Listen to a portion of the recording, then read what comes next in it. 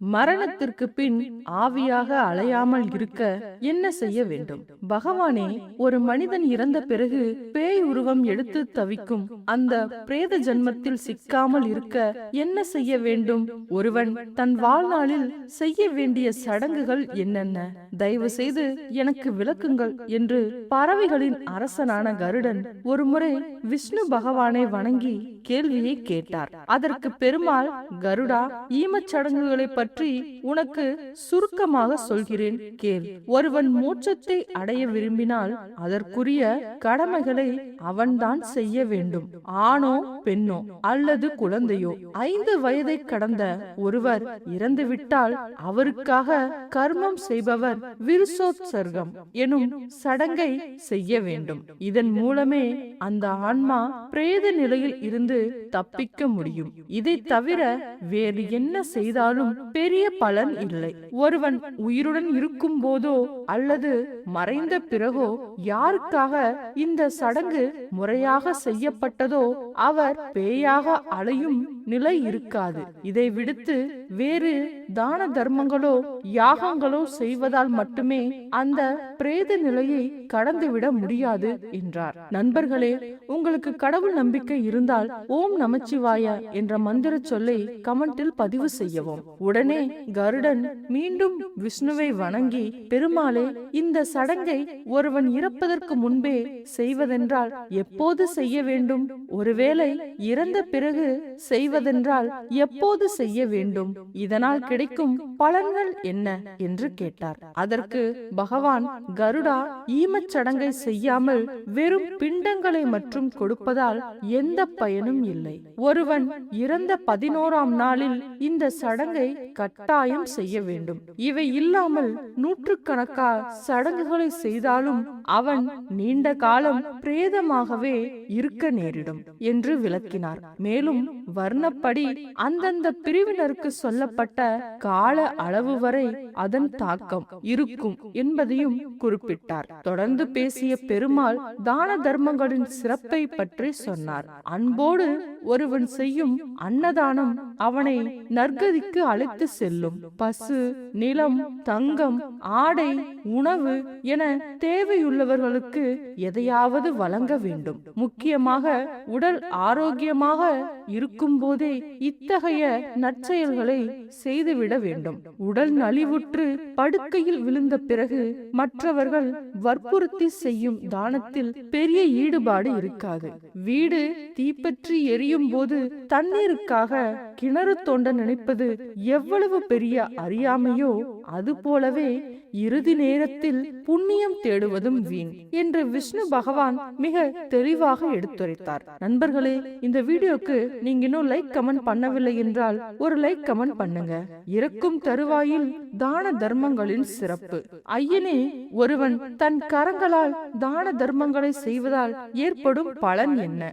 அவனது மகன் முதலிய உற்றார் உறவினர்களால் செய்யப்படும் தான தர்மங்களால் ஏற்படும் பலன் என்ன? ஒருவன் ஆரோக்கிய உடலுடனும் மனதுடனும் செய்யும் தான தர்மங்களோ அல்லது நோயுற்ற உடலோடு செய்யும் தான தர்மங்களோ என்னென்ன பலனை கொடுக்கும்? ஒருவன் மன சிரத்தை இன்றியோ அல்லது வேத சாஸ்திரங்கள் கூறும் முறைப்படி அல்லாமல் செய்கின்ற தான தர்மங்களால் உண்டாகும் பலன் என்னென்ன? இவற்றையெல்லாம் எனக்கு விளக்க வேண்டும் என்று கருடர் நாராயணனிடம் வினவினார். அதற்கு கருணையே உருவான வெங்கடாஜலபதி பதிலளித்தார். அன்பு கருடனே, ஒருவன் தன் ஆரோக்கியமான உடலில் முழு உணர்வோடும் நம்பிக்கையோடும் தன் கையால் தானே செய்கின்ற தான தர்மங்கள் அவன் மறைவிற்கு பிறகு அவனது புத்திரர்களோ அல்லது உறவினர்களோ அவனது நலத்திற்காக செய்யும்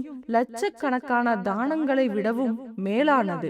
ஒருவன் தான் வாழும் காலத்திலேயே தானங்கள் முடிந்தவரை அளிக்க வேண்டும். மன அமைதியோடும் மன தூய்மையோடும் தகுதியுற்ற ஒருவருக்கு ஒரே ஒரு பசுவை தானம் செய்தால் அது மன அமைதி இல்லாமலும் மன தூய்மை இல்லாமலும் 100 பசுக்களை தானம் செய்வதை விடவும் மேலானது.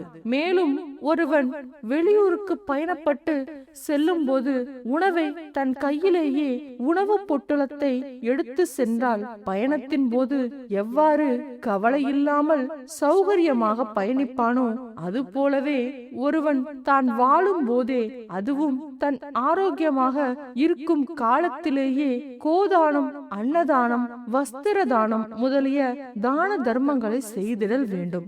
அவ்வாறு செய்பவன் மரணத்திற்கு பிறகு தான் செல்லும் பயணத்தின் போது பசி, தாகம் என்ற எந்த துன்பத்திற்கும் உள்ளாகாமல் நல்வழியை எளிதாக அடைவான். ஆனால் ஒருவன் தன் வாழ்நாளில் தான தர்மங்கள் செய்யாமல் இருந்தால் உணவை உடன் இழுத்துச் செல்லாத பயணி வழியில் பசியோடு துன்புறுவதைப் போலவே மரணத்திற்கு பின் தான் செல்லும் பாதையில் அதிக துன்பங்களை அனுபவிப்பான். மேலும் தான தர்மங்கள் செய்யும் போது வேத சாஸ்திரங்களை அறிந்து அவற்றில் கூறிய முறைப்படி செய்வதே முழு பலனையும் அளிக்கும்.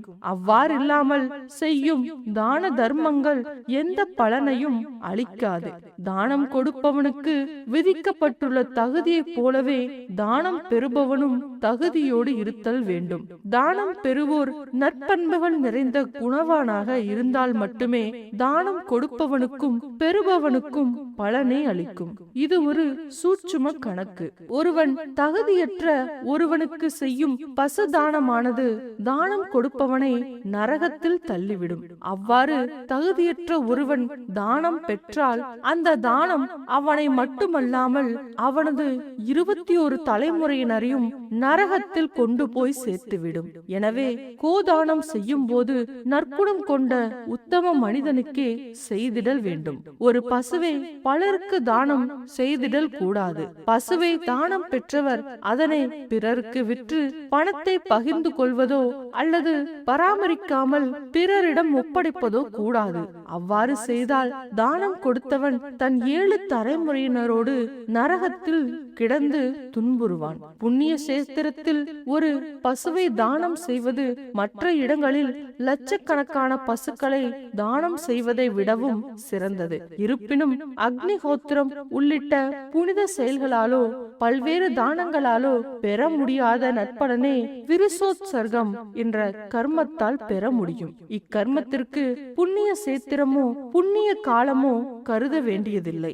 எவ்விடத்தில் எக்காலத்தில் செய்தாலும் அது உத்தம மனிதனுக்கு செய்த தானத்தை போலவே நற்கதியை கொடுக்கும். ஒருவன் புத்திரன் வாரிசு இல்லாமல் இருந்தாலும் ஏழையாய் இருந்தாலும் அவன் தான் வாழும் காலத்திலேயே செய்யும் மிகச்சிறிய தானமானது பெரும் செல்வந்தன் ஒருவன் இறந்த பிறகு அவனது புத்திரர்கள் செய்யும் சடங்குகளை விட மேலானது. ஒருவனுக்கு புத்திரன் இருந்தும் தன் கையால் எந்த தான தர்மத்தையும் செய்யாமல் இறப்பானாகில் அவன் ஒருபோதும் நற்கதியை அடைய மாட்டான். தகுதியுள்ள ஒருவனுக்கு செய்யும் தானம் நாளுக்கு நாள் விருத்தியாகிக் கொண்டே இருக்கும்.